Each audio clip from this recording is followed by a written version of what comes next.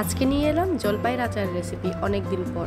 তো শুরু করলাম। এই যে আমার ইনগ্রেডিয়েন্টগুলো, 5 ফোড়ন, জিরা আর শুকনো মরিচ ভেজে নিলাম। কিছুক্ষণ ঠান্ডা করে তারপরে ব্লেন্ডার মেশিনে ব্লেন্ড করে নেব। কিছু অংশ বাদ গিয়েছে। 1 কাপ পরিমাণ তেলের মধ্যে কিছুটা 5 ফোড়ন, তেজপাতা আর শুকনো মরিচ দিয়ে আমি এখানে বাটা রসুন দিয়ে তেলটা গরম হওয়ার পর সব ইনগ্রেডিয়েন্ট দিয়ে আমি এখানে ভেজে নিলাম। ভালো করে ভেজে সুন্দর করে রসুনগুলো মিশিয়ে, অবশ্যই এখানে পুরো ব্লেন্ড করে দিতে পারেন রসুনগুলো। চেষ্টা করবেন পানি না দিতে, যদি কিছুদিনের মধ্যেই খেয়ে শেষ করে ফেলেন তাহলে পানি না দেওয়ারই চেষ্টা করবেন, পানি না দেওয়াটাই ভালো। আমি ভেজে এর মধ্যে সেদ্ধ করা জলপাইগুলো দিয়ে দিলাম। জলপাইটা আমি হলুদ আর লবণ দিয়ে সেদ্ধ করেছি, এটা আমি দেখাতে পারিনি, একটু ভুলের কারণে ওটা স্কিপ হয়ে গিয়েছে।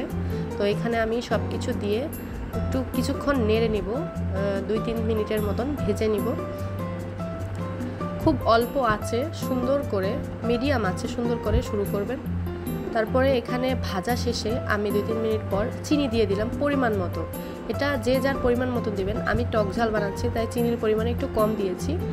আর কিছুদিন রেখে খাবো, 1 সপ্তাহের মতন রেখে খেতে পারবো আমি, যেহেতু এটার মধ্যে সিরকা কিংবা ভিনেগার দিইনি।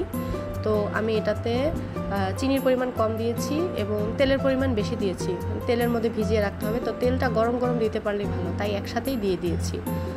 তো দেখুন আমি এখানে মিশিয়ে নিচ্ছি সব কিছু, ভালো করে জাল করতে হবে যতক্ষণ না চিনির পানিটা টেনে আসে। চিনির পানিটা যখন গলে যাবে তখন এটা লিকুইডের মতন হয়ে যাবে, পানি পানি হয়ে যাবে। তো ভয় পাবেন না, এটাকে জাল দিতে থাকবেন হালকা আঁচে, আস্তে আস্তে আস্তে আস্তে ধৈর্য ধরে জাল দিবেন। তো এই যে কিছুক্ষণ পর আমার জাল দেওয়ার পর ভিডিওটা, চিনিটা যখন গলে গেছে এবং মাখা মাখা হয়ে এসেছে, আর এই তো আমার আচার বানানো শেষ। নামিয়ে নিলাম একটা বাটির মধ্যে সুন্দর করে ঠান্ডা করার জন্য। ঠান্ডা হলে তারপর আপনারা খেতে পারবেন, পরদিন সকালে খেলে এটা আসল স্বাদটা বুঝতে পারবেন। তবে আমি খেয়ে দেখেছি যথেষ্ট মজা হয়েছে। যদিও ভিডিওটা কালকের, আমি এটা আজকে পোস্ট করলাম, তার জন্য বলছি আচারটা যথেষ্ট মজা হয়েছে। একদম ঘরোয়াভাবে বানাইতে চাইলে এটা একদম পারফেক্ট, বাড়তি কোনো কিছুই লাগবে না। 5 ফোড়ন, সরষের তেল এগুলো থাকলেই হবে, রসুন বাটা যথেষ্ট। আসসালামু আলাইকুম, সবাই ভালো থাকবেন।